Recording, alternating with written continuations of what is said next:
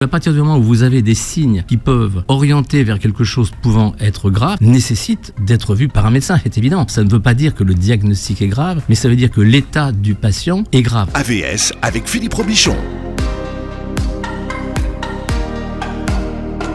AVS, c'est pour à votre santé. Bonjour et bienvenue. Ravi de vous retrouver, ravi de vous présenter le docteur Loïc Etienne. Bonjour doc. Bonjour Philippe. Vous êtes médecin urgentiste depuis 4 décennies. Vous êtes l'un des pionniers de la e-médecine. En 1987, vous avez l'idée, après une nuit de permanence, d'un service Minitel sur la santé. Ça s'appelait 3615 Écran Santé. Ça ne nous rajeunit pas. Ah voilà, mais ça a commencé comme ça. Alors à l'heure où on parle de l'intelligence artificielle, mais vous étiez les pionniers en fait de tout ça. Après, vous avez effectué une des premières téléconsultations. Ça se passait comment ? Blabla. Les gens tapaient sur Minitel. Ils disaient voilà, j'ai ça. La première question qu'on a eue en 1987, c'était je n'ai plus mes règles, se pourrait-il que je sois enceinte ? Alors, débrouillez-vous avec ça. Sur le 3615 Oui, sur le 3615 Écran Santé. Là, je n'ai plus mes règles, se pourrait-il que je sois enceinte ? Alors, on s'est gratté la tête, on était 4 médecins autour de la bestiole, du Minitel, et puis on se demandait, mais comment on va répondre à ça ? Et c'est grâce à ça qu'on a pu finalement essayer de se dire, il faut faire une encyclopédie avec des facts, qu'on appelle des frequency asked questions, qui permettent de répondre globalement à tout le monde sur les principaux sujets, et puis en même temps de mettre en place un petit système expert, un début de système expert qui était le premier qu'on ait fait. Et c'est ça qui nous a permis de comprendre la parole du patient. Et en fait, moi, ce qui m'a passionné dans ce travail qu'on a fait de 87 à 2000, et puis après sur Internet, sur drclick.com, c'est la parole du patient. Moi, j'ai été toujours passionné par ça, c'est-à-dire les mots, ce qu'ils veulent dire, ce qui se cache derrière les mots, et la valeur que l'on peut accorder à la parole du patient, et donc à notre propre compréhension. Parce qu'en fait, nous les médecins, nous avons nos propres biais et nous-mêmes, nous n'écoutons pas forcément complètement le patient. Et donc, il y a parfois une discordance entre les mots du patient, la compréhension du médecin. Moi, j'ai toujours été passionné par ça, et c'est ce qu'on a mis dans notre système d'intelligence artificielle Medvir, qui justement se base sur la parole du patient. On a 25 000 mots et expressions qui permettent de comprendre. Parce que vous faites des raccourcis, hein. Donc il y a eu le 3615 Écran Santé, après vous avez eu donc drclick.com, et après vous avez eu Medvir. Ça, c'est tout à fait. Voilà, dans les 40 ans, c'est ça qui s'est passé. Medvir, c'est une intelligence artificielle. Alors Medvir, c'est une intelligence artificielle, sachant que l'intelligence artificielle, comme le dit Luc Julia, ça n'existe pas. L'intelligence artificielle, elle ne comprend rien. La machine ne comprend rien. Par contre, la machine, bien qu'étant stupide, a l'avantage d'avoir une mémoire infinie, et surtout en même temps d'être capable de prioriser les choses. Du fait qu'elle a une mémoire extrêmement importante, le gros problème de l'IA, c'est d'arriver à faire en sorte qu'elle soit capable de poser les bonnes questions. Et quand vous regardez un médecin, un bon médecin, il va vous poser 5, 6, 7, 8 questions. Et dans ces 8 questions, il cherche quelque chose. Et si on essayait d'examiner son cerveau, on verrait pourquoi il pose cette question. Et donc, toute les IA qu'on a faites dans Medvir, ça a été de comprendre ce qui se passe dans notre propre cerveau, de façon à pouvoir se dire, si je pense à un infarctus, je dois poser cette question et cette question. Et si je pense à l'appendicite, je dois poser cette question et cette question. Alors le problème, c'est que quand vous avez 450 diagnostics d'urgence, puisque nous les urgentistes, on est capable d'en faire que 450, pas plus, il faut savoir où vous allez. Et toute la problématique de l'IA, de cette IA, c'est de lui donner les règles et les poids de façon à ce qu'elle pose les questions qui vont aller le plus vite possible à la solution. L'anamnèse artificielle. L'anamnèse artificielle, voilà, plutôt que intelligence artificielle, moi je préférerais le mot anamnèse artificielle Alors l'anamnèse, c'est les fameuses questions dont vous avez parlé qui vous permettent d'arriver jusqu'au diagnostic, mais c'est l'interrogatoire.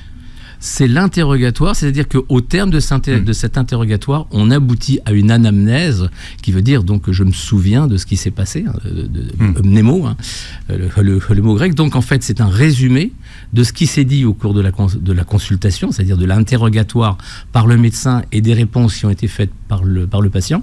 Et ce résultat, c'est ça qui crée une anamnèse, et c'est grâce à ça qu'on peut faire un résumé et fabriquer surtout, ce qui est très intéressant, l'histoire de la maladie. Parce qu'en fait, quand vous faites une consultation au temps T0, vous avez une image comme une diapositive, et puis au temps T1, vous avez une autre image, et puis au temps T2, T3, etc., surtout pour les maladies chroniques.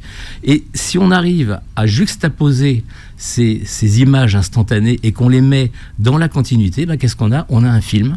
Et ce film, qu'est-ce que c'est ? C'est l'histoire de la maladie. C'est depuis le moment où on est jusqu'au moment où on meurt. Et c'est ça l'histoire de la maladie. Bien, alors vous publiez Urgence Santé, est-ce grave ? Que faire ? Qui appeler ? Donc ce sont les 3 questions auxquelles vous répondez et auxquelles les patients devraient essayer de répondre. Chez First, vous disiez tout à l'heure que vous pouviez, les urgentistes pouvaient faire jusqu'à 450 diagnostics. Mais en fait, ça fait de vous des super généralistes, parce que 450 diagnostics, c'est énorme déjà. Alors, il y a 17 000 maladies. 17 000 maladies, donc vous voyez, dans la connaissance de la médecine. Parmi ça, il y a 7 000 maladies rares, donc vous voyez, il en reste 10 000. Et dans les 10 000 qui restent, un généraliste, à peu près, en connaît environ 800 à 1 millier. Il en a entendu parler au cours de ses études d'environ 2000. Mais ce qui lui en reste au cours de son exercice quotidien, c'est 300, 400 à peu près. Nous, les urgentistes, on est focalisé sur certaines maladies, mais on doit avoir une vision d'interniste.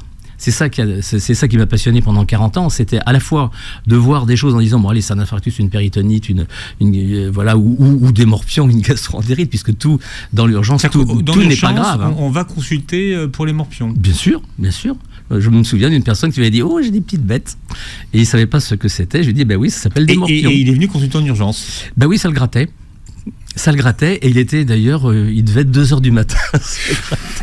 Mais oui, mais vous savez, moi, au cours de ma vie d'urgentiste, j'ai vu des tas de trucs fantastiques. Tous les symptômes que vous avez rencontrés, vous les racontez dans votre livre. Notamment les objets dans les orifices. Les cafards dans l'oreille, bien sûr. Les cafards. Mais oui, parce qu'un cafard, qu'est-ce qu'il fait un cafard ? Le cafard, il a peur de la lumière. Et il aime bien le chaud. Alors, quand vous êtes dans un appartement où malheureusement vous êtes envahi de cafards, et malheureusement il y a plein d'endroits où c'est comme ça, qu'est-ce qu'il fait le cafard ? Il sort pendant la nuit, et puis il vous monte dessus, il va dans un endroit chaud, dans votre oreille, il rentre dans votre oreille. Et on était appelé assez souvent pour des personnes qui hurlaient parce qu'ils avaient une douleur terrifiante dans l'oreille, brutale, avec l'impression qu'il y avait quelque chose qui était à l'intérieur, qui les grattait. Alors en fait, il fallait mettre l'otoscope à l'intérieur et ne pas allumer la lumière. Et alors, on attendait que le cafard grimpe dans l'autoscope, hop, on l'emprisonnait et c'était fini. Ah non, mais c'était très amusant. Très amusant, sauf pour la personne qui, la pauvre, a un cafard dans l'oreille. Mais ça ce sont ce qu'on appelle les histoires de chasse. D'accord, voilà. Mais vous le saviez ou vous attendiez parce qu'il faut faire des hypothèses parfois. Alors, comment on en arrive à imaginer que quelqu'un peut avoir un cafard dans l'oreille quand on n'a pas déjà rencontré la situation ? Alors, c'est une question, vous savez, est-ce que nous sommes dans la médecine réelle ou dans la médecine virtuelle ? Quand on est dans la médecine virtuelle, c'est-à-dire en régulation médicale, quand vous avez un patient au téléphone, vous imaginez pas qu'il a un cafard dans l'oreille, parce que vous dites, il a mal à l'oreille, donc il a peut-être une otite, il a peut-être ceci, il a peut-être cela. Donc vous posez des questions, on fait de la régulation, et le rôle du médecin régulateur, c'est ce qu'on a fait dans notre bouquin, c'est de mettre dans des questions qui permettent d'envisager des hypothèses, uniquement des hypothèses. Et quand le médecin réel arrive, alors avec mon histoire de cafard, il arrive devant le patient et il se dit mais alors, qu'est-ce qui se passe ? Expliquez-moi. Et alors, vous voyez la personne qui se tient à l'oreille et qui dit mais c'est insupportable, ça me démange, et puis c'est un bruit atroce. Bon, vous dites, vous êtes mis quelque chose dans l'oreille ? Mais non, j'ai rien mis, c'est affreux. Et vous mettez l'otoscope et puis vous mettez le cafard, vous voyez le cafard, il est là, il remue. Et comme il a peur de la lumière, il essaye d'aller encore plus loin. Donc il ne faut pas allumer la lumière de l'otoscope. Ah, mais c'est des histoires de chasse, ça. J'en ai plein, des histoires comme ça. Est-ce que quelqu'un qui appellerait justement la régulation en disant qu'il avait mal à l'oreille serait orienté vers les urgences, ou on lui dirait non, attendez demain d'aller chez le médecin ? Alors, est-ce que c'est un motif de consultation d'urgence ? Ah oui, bien sûr. Bien sûr, mais quand on ne sait pas ce qu'il a, quelqu'un qui vous appelle parce qu'il a. À partir du moment où vous avez une douleur, prenons une douleur dans l'oreille, et à partir du moment où vous avez des signes qui peuvent orienter vers quelque chose pouvant être grave, ça ne veut pas dire que le diagnostic est grave, mais ça veut dire que l'état du patient est grave. Donc une douleur insupportable de l'oreille nécessite d'être vu par un médecin, c'est évident. Une douleur sourde, etc., qui n'est pas trop importante, ça peut attendre. Mais par contre, quand vous avez une douleur qui est violente ou pas violente, ou sourde, etc., mais qu'en plus vous avez de la fièvre, et qu'en plus la personne elle a vomi, et qu'en plus elle a mal à la tête, etc., vous dites, oh là là là, c'est peut-être une... Alors, vous faites vos hypothèses diagnostiques, bien entendu, et vous dites, ça pourrait être une otite qui se complique par un syndrome méningé, etc., etc. Voilà, donc en fait, nous passons notre temps à envisager des hypothèses et donc des hypothèses diagnostiques, mais sans en être certain. Et par contre, nous le confrontons au niveau de gravité, c'est-à-dire à l'état de la personne. En conjonction, en faisant la conjonction des deux, on envisage la gravité. La gravité avec l'urgence, parce que c'est pas vraiment la même chose. Vous pouvez avoir quelque chose de grave, mais pas d'urgent. Exactement, très bonne question, vous avez très bien. Alors, un cancer du poumon, c'est grave, mais c'est pas urgent. Okay, une rhinopharyngite, c'est pas grave, mais pour la maman, c'est urgent parce que elle se dit que l'enfant il a 42 fièvre, il a le nez qui coule, ça pourrait être une méningite, etc., etc. Donc vous avez l'urgence ressentie, l'urgence réelle. Mais de toute façon, c'est évident que le cancer du poumon ne nécessite absolument pas une intervention en urgence puisque ce n'est pas une urgence, bien que ce soit grave. Donc il faut décorréler la gravité immédiate de la gravité potentiel. Oui, parce que le but de votre livre, c'est un peu d'éviter aux gens d'aller courir aux urgences pour des raisons qui ne le nécessitent pas, en fait. C'est exactement le sous-titre en fait de ce livre, c'est alerter quand c'est nécessaire et rassurer quand c'est possible. En fait, c'est ça. C'est-à-dire se dire, je vous donne je sais pas, un exemple très simple. J'ai 60 ans et puis brusquement j'ai laissé tomber j'ai ma main qui a laissé tomber le verre, vous voyez, et puis ça va. Vous dites bon, mais c'est pas grave, j'étais maladroit. La seule chose, c'est que si vous avez en plus d'autres signes, comme la personne a la bouche légèrement de travers, elle est un petit peu confuse, elle a un petit problème de mémoire, un petit problème d'équilibre, etc. Mais attendez, il ne faut pas attendre. C'est probablement un AVC, un accident vasculaire cérébral. On a 4 heures pour intervenir. Donc là, il faut alerter. Il ne s'agit pas de rassurer en disant « bon, c'est pas grave, tu as été maladroit ». Donc tous les signes là... C'est à récupérer. Et c'est à faire tout de suite. Je vous prends un autre exemple, et moi, le nombre de fois où ça nous est arrivé, je me souviens encore d'une anecdote comme ça, une personne qui était persuadée qu'elle avait une gastro, parce qu'elle venait d'Espagne, et puis elle était barbouillée, elle me dit « je suis barbouillée, j'ai eu une gastro », etc. Et puis, en l'interrogeant, je me suis rendu compte que finalement, elle disait qu'elle avait des rots, des éructations, qu'elle rotait. Et elle me montre sa main à plat, en me disant, mais j'ai des rots. Il y a une entrée rot d'ailleurs dans votre livre. Il y a une entrée rot, mais oui, il y a une entrée rot, oui. Donc elle éructait. Elle éructait, et puis je lui vois la main comme ça, je lui dis, mais attendez, je l'interroge, je lui fais un électrocardiogramme, c'était un infarctus qui était en train de traîner alors qu'elle pensait que c'était une gastro. Donc vous voyez, là en l'occurrence, on est là pour alerter. Par contre, quand je prends la même personne, et elle vous décrit une douleur, mais elle vous la montre pas avec la main sur la poitrine, elle vous la montre en la désignant avec le doigt. Si elle vous la désigne avec le doigt, c'est plutôt rassurant. C'est de dire que ça doit être une névralgie intercostale, surtout si la douleur augmente en inspiration et qu'elle continue en expiration. Mais pourquoi ça peut vous monter avec le droit? Ça signifie quoi? Parce que ça veut dire que si la douleur, elle est comme ça, c'est un signe qui est assez important pour un médecin, parce que ça lui permet de comprendre que la douleur, c'est plutôt une oppression, c'est plutôt quelque chose qui appuie. Alors que quand vous la désignez avec le doigt, ça appuie pas. Ça vous pique, ça vous gratte, donc c'est pas la même chose. Et donc ce simple signe, la manière de désigner la douleur, c'est un signe qui nous permet, nous, les urgentistes, de nous rassurer ou au contraire de nous inquiéter. Donc le rôle de ce livre, c'est justement de faire en sorte que la personne puisse être en mesure non pas de faire un diagnostic, on n'est pas là pour ça. Qui fait le diagnostic, c'est le médecin. On est là pour évaluer, donner des éléments pour vous dire, si tu as ça, plus ça, plus ça, t'appelles le 15. Si tu as ça, plus ça, plus ça, c'est peut-être quelque chose posant problème, mais c'est pas urgent. Donc on ne fait pas de diagnostic, on évalue la gravité. D'ailleurs, avec ce bouquin, vous ne pourrez pas faire votre diagnostic. Vous pourrez simplement savoir les éléments qui doivent vous alerter. Alors moi, quand je l'ai lu, j'avais toutes les maladies. Ah ben c'est normal. Comme il y en a 450, je peux vous assurer, je me suis retrouvé avec plein de maladies. Oh, mais vous êtes un grand angoissé. Non, voilà, un grand angoissé. Alors on parle des urgences avec mon invité, le docteur Loïc Etienne, mais il n'y a pas d'urgence, il n'y a que des gens pressés, docteur. Ça, c'est une grande phrase des urgentistes, exactement. On dit ça. Mais vous savez, avec le temps, moi j'ai appris ça au début, quand j'ai commencé, je pensais qu'il fallait aller très vite, et qu'il fallait que tout était une urgence. Et puis avec le temps, on finit par dire, bon, alors qu'est-ce qui se passe ? On s'assoit, surtout quand on vieillit, alors on s'assoit et on dit, alors, il ne respire pas, ou mal. Expliquez-moi. Non, j'exagère. Non, mais les gens viennent vous voir quand ils respirent mal. Ouais. Voilà. Ouais. Et alors, il faut apprendre justement à avoir une certaine distance, parce que soi-même, en fait, plus on est pressé et plus on va vite, moins on écoute le patient et plus on risque de passer à côté du vrai problème. Parce que, en fait, le vrai problème, il se trouve dans la parole du patient. Et c'est ça qui est passionnant. C'est que le patient connaît à peu près 60% ou 70% de son problème. Le médecin explore les 30% restants. Et s'il n'écoute pas ce que dit le patient, il passe à côté. Mais je vais peut-être vous poser une question bête. Mais est-ce que c'est au médecin urgentiste de faire un diagnostic ? Non. Bonne question. Très bonne question.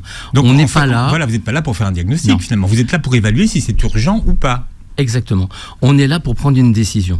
Parce qu'en fait, qu'est-ce que c'est un urgentiste ? C'est un médecin qui vient voir des gens qu'il ne connaît pas et qu'il ne reverra pas. C'est ça. A priori, oui. A priori. Sauf que maintenant, souvent, c'est exceptionnel. Souvent, les urgences, c'est devenu aussi le médecin généraliste de beaucoup de gens. Hein. C'est vrai. Mais d'une manière générale, on ne revoit pas les gens. Et donc, le fait de voir des gens qu'on ne connaît pas et qu'on ne reverra pas, ça enferme la relation dans un temps qui est un temps limité, dans lequel vous, quand vous arrivez, vous êtes... J'allais dire, vous êtes tout nu, mais vous ne pouvez vous prévaloir d'aucune légitimité. Vous devez, à chaque patient, conquérir votre patient, lui montrer que vous allez lui apporter quelque chose et que vous êtes là pour l'écouter, que vous êtes là pour lui apporter une solution. Et donc, à la fin, qu'est-ce qui va se passer à la fin de votre consultation, dans lequel vous avez quoi ? Vous avez vos mains, vos oreilles, etc., un stéthoscope, électrocardiogramme, machin, etc. Bon, ok. Une fois que vous avez fait ça, vous devez... éventuellement envisager des hypothèses diagnostiques qui sont vraies ou pas vraies, parce que qui fait le diagnostic, c'est les examens complémentaires. Mais vous devez par contre ne pas vous tromper sur la décision. Et qu'est-ce que c'est que la décision ? Je le laisse à domicile et il mange du Doliprane ou il prend mon ordonnance. Deuxièmement, je l'envoie à l'hôpital. Et si je l'envoie à l'hôpital, c'est soit par une ambulance, soit par le 15. Ou troisième possibilité, vous avez l'hôpital qui n'est pas loin, vous pouvez y aller, ou alors vous allez chez le pharmacien. Donc finalement, le nombre de décisions, il est très limité, mais on ne doit pas se tromper sur la décision. Et c'est ça la grosse difficulté, et c'est ce que j'ai mis dans ce bouquin, c'est essayer d'apporter un niveau de gravité qui ne fait pas un diagnostic, mais qui permet de savoir si, a priori, c'est grave ou pas grave, toujours dans la même philosophie, rassurer quand c'est possible, alerter quand c'est nécessaire. Il y a 40 ans d'expérience aussi, hein, donc effectivement... Hélas. L'histoire du cafard dans les oreilles, ça ne s'invente pas. Alors, il y a 5 niveaux d'urgence, plus 2. Alors ça, c'est dans la classification commune de médecine d'urgence. Oui. Il y en a 2 avec la psychiatrie. Ouais. Voilà. Alors nous, je dis nous parce qu'en fait, dans Medvir, qui est donc notre système d'intelligence artificielle, on a simplement 5 niveaux parce que la psychiatrie fait partie des problématiques des 5 niveaux. Donc on n'a pas mis les 2 supplémentaires. Ça veut dire qu'en fait, en gros, le premier niveau, c'est bon, enfin, le premier niveau élevé, c'est j'appelle le 15. Voilà, j'appelle le 15, le 18, le 112. Il faut venir tout de suite parce qu'il y a un risque potentiellement grave. Alors qu'est-ce que c'est ? Ça peut être un infarctus, un accident vasculaire cérébral, ça peut être un trouble du rythme cardiaque, etc. Vous savez, ça représente 3% des appels. 3% seulement. 3. C'est pas énorme.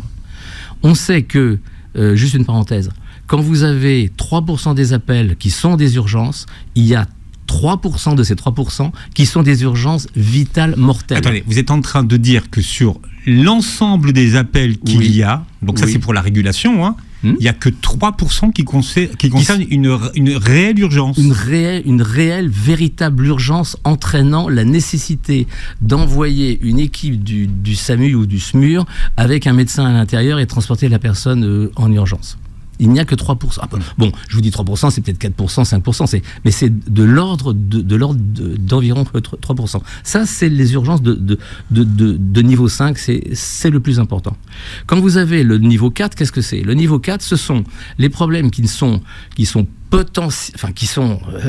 inquiétants, et qui peuvent passer en niveau 5. C'est-à-dire que vous avez quelqu'un, par exemple, je vous donne un exemple, quelqu'un qui a eu, par exemple, je sais pas, qui a une arythmie, enfin, moi, je vais pas parler médecin, mais qui a le cœur irrégulier, disons, et puis vous dites, oui, c'est un problème. Et puis vous vous rendez compte que il a cette arythmie, et puis brusquement, il a la bouche de travers, etc. Ça veut dire qu'il a envoyé un caillot dans le cerveau. On est passé du niveau 4 au niveau 5. Okay ? Donc, le niveau 4, c'est quelque chose qui est potentiellement sérieux, qui peut être grave, mais qui peut ne pas l'être, mais qui nécessite véritablement qu'il y ait une consultation urgente par un médecin. Donc, le niveau 4 va aux urgences. Le niveau 4 va aux urgences. D'accord. Pas avec le SAMU, mais... il faut quand même... Ça nécessite une consultation en urgence. En urgence. D'accord. Le niveau 3... Non, le niveau 3, c'est le plus difficile.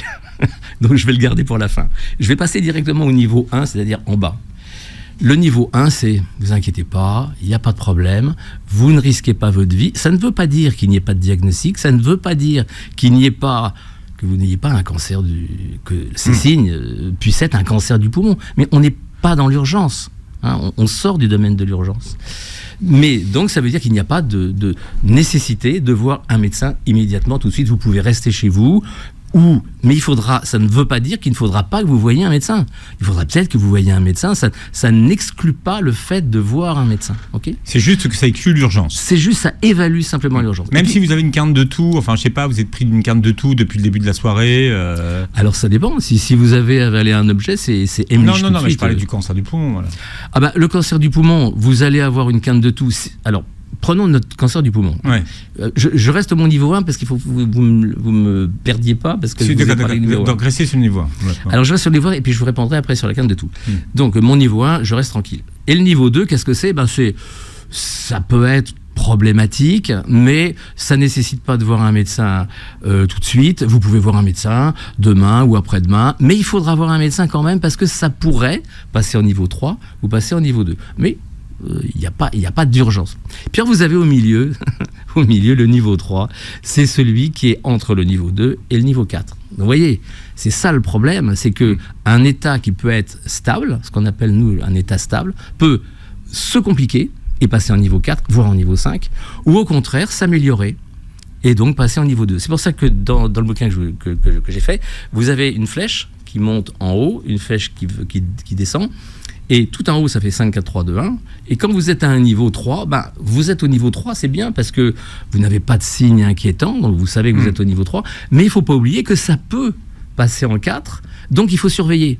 Et ça peut s'améliorer, ce qui est toujours en général le cas, et à ce moment-là, ça passera en niveau 2. Ça vous permet toujours de vous dire où est-ce que je suis et où est-ce que je vais aller. Alors maintenant, je vais répondre à votre cancer du poumon. C'est que votre cancer du poumon, c'est un problème qui est un problème grave, bien sûr, dans lequel vous risquez votre peau, pas immédiatement, mais dans lequel vous avez un problème sérieux.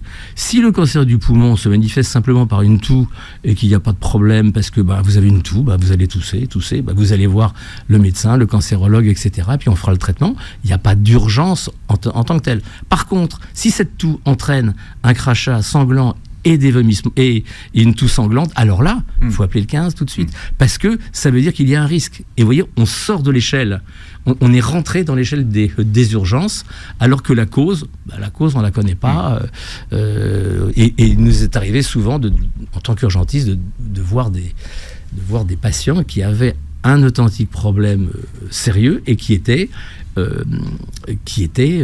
en fait grave. Je peux vous raconter des histoires comme ça. Vous voulez que je vous raconte l'histoire du diabétique ? Non. Je préfère avec des animaux. C'est pas une histoire avec des gars. Non, c'est pas une histoire avec des cafards. Non, c'est une histoire c'est une histoire triste. Non, je veux pas d'histoire triste. Bon, alors, parce que les urgences. Non, mais vous savez qu'aujourd'hui, quand on parle des urgences, en général, dans la presse, aujourd'hui, c'est qu'on parle toujours des morts. On dit oui, mais tu comprends, il était mort sur son brancard ou. Et c'est ça qu'on évoque.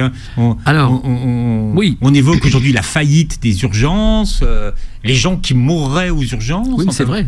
Oui, c'est ça. Mais c'est vrai, mais parce que ça, c'est un défaut de régulation. Ça veut dire qu'une personne qui meurt dans son brancard aux urgences, ça veut dire qu'on ne s'est pas occupé d'elle dans des délais qui sont des délais normaux. On aurait dû s'en occuper tout de suite. Pourquoi ? Parce que on n'a pas évalué la gravité de son état. On l'a laissé dans le couloir parce qu'on n'avait pas le moyen de s'en occuper. Et on n'a pas eu le moyen de s'en occuper parce qu'on n'a pas eu le temps de s'en occuper. Et parce qu'on n'a pas eu les outils pour s'en occuper. Donc c'est pour ça que... Pourtant, normalement, quand vous arrivez aux urgences, vous êtes accueilli par une infirmière de régulation, normalement, qui est chargée de faire le dispatching.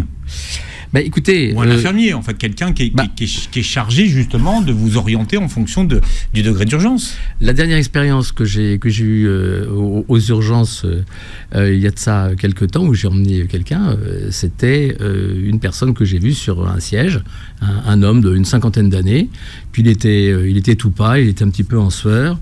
Et il se tortillait sur son siège, et je lui dis, mais vous êtes là depuis longtemps ? Il me dit, ah bah oui, ça fait 1h30.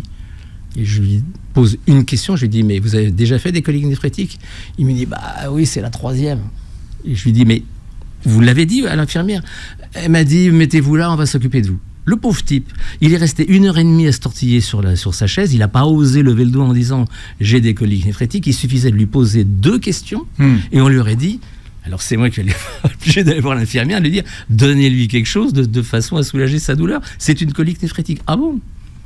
D'accord, oui, mais là c'est une faillite quand même. Il y a quelque chose qui ne fonctionne pas quand même. C'est un problème. Nous manquons de médecins, nous manquons d'infirmières. Nous sommes dans une faillite sanitaire absolument épouvantable qui va s'aggraver. On va avoir 25% de médecins en moins à horizon 5 ans. C'est un problème structurel. Et donc, justement, participer, et c'est là où je voudrais peut-être en venir, c'est que on ne va pas, pour faire un médecin, il faut 12 ans, 10-12 ans. On va mettre 10 ans ou 12 ans à faire un nouveau médecin.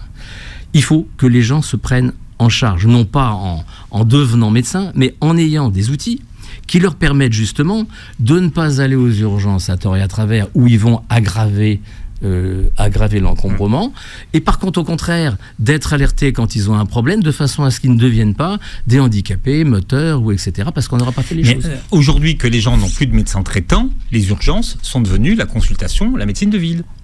Oui. Dans les grandes villes. Donc dans c'est les grandes villes, pour ça que les urgences sont encombrées. C'est-à-dire que si les gens avaient plus facilement accès à des médecins généralistes, peut-être qu'ils iraient moins aux urgences. C'est multifactoriel. C'est multifactoriel. Vous avez le vieillissement de la population, l'augmentation des maladies chroniques, donc forcément l'augmentation des décompensations. Vous avez le manque de médecins.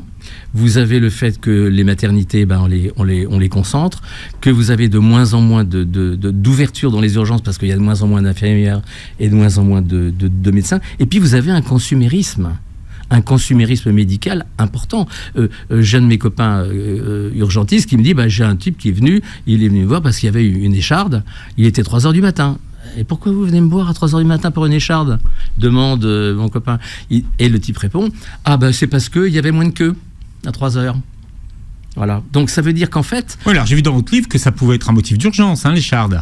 Ah, ça dépend où elle est. Ça dépend comment. D'accord. Bon, alors on va voir ça tout à l'heure. Après. Ça, c'est les cas pratiques. Oui, mais c'est pratique. Mais mine de rien, une écharde une écharde, c'est quand même un. Si c'est dans l'œil, attendez, c'est. Oui. Voilà. Oui, ça c'est sûr. Puis si c'est une grande écharde comme ça. Ça, c'est pas une écharde, c'est un clou. C'est un clou. Bon, avec le docteur Loïc Etienne, on parle des urgences avec lui. Ce matin, je prends un cas pratique, doc. On est dans la rue. On tombe parce qu'on voit pas le petit muret qui est devant nous. On tombe, on se rattrape sur les paumes de la main, donc on tombe comme une masse. On se relève, on court pour rattraper son bus. On est dans le bus, mais une demi-heure après, on a mal partout, surtout à l'épaule. Est-ce que ça, c'est un motif de consultation aux urgences ou pas ? Alors, je reprends votre histoire, il y a eu une chute. Il faut essayer de savoir pourquoi on est tombé. Parce qu'on n'a pas vu le muret. Alors on n'a pas vu le muret. Donc c'est une chute accidentelle. On est tombé, très bien. Une fois qu'on est tombé, est-ce qu'on a perdu connaissance? Non. Très bien. C'est juste rattrapé sur les mains. On s'est rattrapé sur les mains. Voilà. Très bien. Une fois qu'on est tombé sur les mains, évidemment, on a mal quelque part. Où a-t-on mal? Est-ce qu'on a mal à l'épaule? Est-ce qu'on a mal au bras? Est-ce qu'on a mal à ceci? Épaule, bras... Épaule, etc. Non. Bon, à partir de ce moment-là, excusez-moi, à partir de ce moment-là, il faut déjà... Est-ce qu'il y a eu ou non un malaise? Est-ce qu'il y a eu ou non des sueurs froides? Est-ce qu'il y a eu ou non des sueurs? Si vous avez un malaise, des sueurs et froides, et que vous êtes pâle, etc., vous avez ce qu'on appelle un malaise vagal. S'il y a malaise vagal, ça veut dire qu'il y a vraisemblablement un traumatisme violent de l'épaule. Et à ce moment-là, donc, ça veut donc dire que c'est pas un banal truc, ça veut dire que vraisemblablement, il y a une fracture ou quelque chose d'assez sérieux, donc il faut aller aux urgences. Et donc, c'est pas parce que vous êtes tombé, c'est pas parce que vous avez une douleur à l'épaule, c'est parce que vous avez un malaise et que vous êtes en sueur et que vous êtes pâle, et que vous avez un petit peu soif. C'est les signes à côté qui déterminent la gravité. Et c'est pas ça qui va dire qu'il y a une fracture de l'épaule. Ce qui fera le diagnostic de fracture de l'épaule, c'est la radio. Mais vous pouvez vous dire, à cause de ces signes qu'il y a eu à côté, eh ben, il faut aller aux urgences. Donc vous voyez, c'est toujours les signes qui sont les signes d'accompagnement qui sont des signes importants. Et puis vous avez la caractérisation du problème. Si on prend par exemple un mal de tête, vous prenez un mal de tête. Mal de tête, c'est banal. C'est super fréquent. Hein. Voilà, c'est super fréquent. Bon, si la douleur est comme, je vous lis, je ne fais que vous lire aisément, enfin je m'en souviendrai théoriquement. Ouais. Voilà, mais enfin, si vous avez une douleur comme une explosion dans la tête, si vous avez une perte de connaissance, un trouble de la conscience, une somnolence, si vous avez une paralysie d'un membre, si vous avez une perte de force dans un membre, tout ça c'est du ou, hein, c'est pas du et. La bouche de travers, si vous avez une douleur très forte ou intolérable, si vous avez un trouble de la parole, de la mémoire ou de la marche ou des gestes, si vous avez une douleur brutale dans une certaine zone de la tête, si vous avez une baisse brutale de la vision et de l'audition ou un mal de tête précédé ou suivi de convulsions, ça c'est le 15. C'est le 15, pourquoi? Parce que a priori ça pourrait être un AVC. Surtout si vous avez des facteurs aggravants qui sont une hypertension artérielle, un traitement anticoagulant et si vous avez une grossesse en cours. Donc tous ces éléments-là, ce sont des éléments qui vous permettent de vous dire que si vous avez ça, il faut vraiment appeler le 15. Par contre, si vous avez une fièvre élevée avec des courbatures, une fatigue, une toux, ou alors une douleur aggravée par le stress, ou une douleur simplement en casque, et que vous avez pris de l'alcool, bon ben ça va, c'est pas une urgence. C'est pas une urgence jusqu'à preuve du contraire. Ça ne veut donc pas dire qu'il ne faudra pas voir de médecin, mais ça veut dire que votre problème est en niveau 2, et que ça ne nécessite absolument pas d'aller aux urgences. De même si vous avez le nez qui coule, ou le nez bouché, ou mal à la gorge, ou une douleur qui a disparu totalement. Donc vous voyez ce qui compte, hein. C'est à la fois la caractérisation du problème, et à la fois les signes qui sont autour. Et c'est l'association des caractéristiques et des signes qui entourent qui font la gravité. Et ça ne donne pas le diagnostic, parce que le diagnostic, c'est le médecin qui le fait. Alors ce bouquin ne sert pas à faire du diagnostic, sert simplement à évaluer une gravité. Quelle différence vous faites entre un malaise et une perte de connaissance? Bonne question, docteur. En fait, un malaise, le mot malaise en lui-même porte des ambiguïtés. Est-ce que ça veut dire qu'on a été un petit peu vertigineux, etc., qu'on ne se sent pas bien? Est-ce que ça veut dire qu'on a eu un malaise, mais qu'on est tombé dans les pommes, c'est-à-dire qu'il y a eu perte de connaissance, ou est-ce que ça veut dire qu'on est mal à l'aise? Parce que le mot malaise a cette ambiguïté. Dans le langage des oiseaux, c'est c'est un malaise. Vous voyez, j'ai un peu de malaise dans le ventre. Vous passez un examen, et ben vous êtes mal à l'aise. Voilà. Ben, ça ne veut pas dire qu'il faut appeler. Ça veut dire que vous avez un malaise. Donc en fait, les mots en eux-mêmes sont porteurs d'ambiguïté. Et ce qui est très important, c'est de comprendre ce que ce malaise veut dire. Et là encore, est-ce qu'il survient debout, assis? Est-ce qu'il entraîne une perte de connaissance? Et la perte de connaissance, c'est réellement la personne qui tombe par terre et qui, on la secoue et elle bouge plus. Là, il y a eu perte de connaissance. Un exemple qu'il faut connaître, qui est très important à connaître, c'est l'enfant. L'enfant, il tombe, très bien, il tombe, les enfants, ils tombent. S'il ne pleure pas tout de suite, alors c'est qu'il y a vraisemblablement eu une perte de connaissance. Donc un enfant qui tombe et qui hurle, ça va. Un enfant qui tombe et qui se cogne la tête et qui met 10 secondes ou 15 secondes à pleurer, il y a eu perte de connaissance, et donc ça veut dire que ça, il faut qu'il aille à l'hôpital. Et vous expliquez que finalement, une perte de connaissance peut passer complètement inaperçue pour celui qui l'a subie. Totalement, c'est ce qu'il y a avec les épilepsies, où vous avez la personne qui se retrouve avec le slip un petit peu mouillé, qui a mal à la langue, et puis qui dit mais qu'est-ce qui m'est arrivé ? En fait, elle a eu une perte de connaissance, elle a eu une épilepsie. Voilà. Une perte de connaissance peut être brutale, c'est ce qu'on appelle la perte de connaissance à l'emporte-pièce. Voilà. Exactement. Ça, c'est du langage d'urgentiste. Oui, c'est le langage de médecin. Ouais. Quels sont les motifs de consultation les plus fréquents aux urgences ? Les motifs... Alors, les urgences à domicile ou les urgences hospitalières ? Pourquoi c'est pas les mêmes ? Non, c'est pas pareil. Parce que arrivent aux urgences hospitalières à la fois les urgences ressenties parce qu'il n'y a pas de médecin, qui peuvent être des urgences ou pas des urgences, alors que quand vous appelez le médecin, c'est pas du tout la même démarche, parce que le médecin qui se déplace, en général, c'est que vous avez du mal à vous déplacer, vous. Et si vous avez du mal à vous déplacer, vous, les problèmes ne sont pas exactement les mêmes. Je vous donne les stats que nous avons eus, nous, en particulier sur les... on avait fait ça en 2012 sur un site qui s'appelait eDoctor, où on a eu 1 million de connexions sur notre système expert. Le number one, c'est la douleur abdominale. Douleur abdominale. C'est le numéro 1. Mais ça veut dire toujours douleur abdominale, c'est mal au ventre. Mal au ventre. Voilà, mais mal au ventre, ça peut être... Vous savez, le ventre, c'est 9 zones. Ben oui. Alors ça peut être en haut, en bas, au milieu. Vous commencez par ça, par le ventre. Le ventre. Et c'est le problème en téléconsultation, c'est que les médecins en téléconsultation souvent récusent les maux de ventre parce qu'ils disent « Ah, je ne peux pas l'examiner, je ne peux pas lui appuyer sur le ventre, donc je ne le verrai pas. » Or, vous pouvez tout à fait envisager, examiner, j'allais dire virtuellement, un mal de ventre, simplement en posant les bonnes questions. Quand ça a commencé, c'est à droite, à gauche, au milieu, ça augmente, ça diminue, c'est ceci, c'est cela, c'est dur, c'est pas dur, etc. Donc le ventre, vous l'avez divisé en 5 zones, hein. Mais c'est parce A, B, C, D, E, oui. Non, 9. 9 zones. 9 zones. Ah ouais ? Il y a 9 zones. Bah oui, le nombril, 1, 2, 3, 4, 5, 6, voilà. Il y en a 9. Et donc les questions que vous posez en téléconsultation ? Alors, les questions en téléconsultation, c'est toujours de savoir qu'est-ce qui vous gêne le plus. Parce qu'en général, les gens, enfin, nous tous, on vient avec, je vais vous voir parce que j'ai vomi, et puis j'ai mangé je sais pas quoi, puis j'ai mal au ventre, et puis j'ai de la diarrhée, et puis je tousse, et puis comme ma grand-mère a fait une occlusion, et que je ne fais plus de paix. Je n'ai plus de gaz. Je n'ai plus de gaz. Je pense. Ça vous fait rire, ça ? Non, parce que les gaz, c'est important. Parce que ça revient beaucoup dans les diagnostics que vous faites, et dire que finalement, ça peut alerter le fait de ne plus avoir de gaz.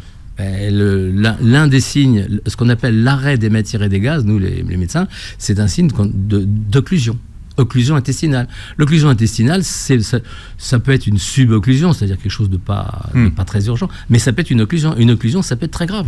Ça peut être donc une occlusion, c'est au moins un niveau 4. C'est pas un niveau 5, mais c'est un niveau 4. Donc un arrêt des gaz qui s'accompagne de douleurs, de vomissements, etc. sur une personne qui a été en particulier opérée du ventre, il ne faut pas se poser de questions. C'est les urgences. Urgences. Alors, deuxième motif de consultation le plus fréquent ? Alors, la fièvre, bien entendu. La fièvre, surtout chez les enfants, parce que la fièvre inquiète beaucoup à cause de la peur de la méningite, à cause de tout ça. Et la fièvre, c'est le deuxième motif. Et des signes qui sont